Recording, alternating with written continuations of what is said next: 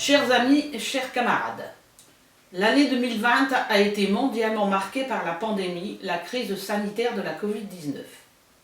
Cette crise a mis en lumière les conséquences dramatiques de la fragilisation de l'hôpital public, de notre système de santé, des soins à domicile, de l'accompagnement des personnes âgées et fragiles. Depuis des années, nous, communistes, manifestons pour dénoncer le manque de moyens et les restrictions toujours plus nombreuses. On a espoir que la situation sanitaire s'améliore en 2021 avec l'arrivée du vaccin.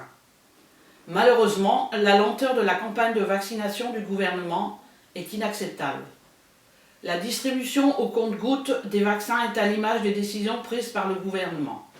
On ne reviendra pas sur l'histoire des masques, des tests, des confinements. Parlons du vaccin, dont la recherche a été presque intégralement financée par les fonds publics. Sa production est aujourd'hui limitée par des contrats avec les États, alors que Sanofi, laboratoire français, prévoit la suppression de 400 emplois. Au XXe siècle, des chercheurs avaient refusé de breveter leurs vaccins afin de permettre une diffusion maximale. Aujourd'hui, les États, dont la France, font passer la priorité des brevets et les profits avant l'accessibilité aux soins. Notre parti demande la gratuité et la transparence et la levée des droits sur les brevets et surtout pas de profit sur la pandémie. Je vous souhaite une bonne année et surtout une bonne santé. Prenez soin de vous.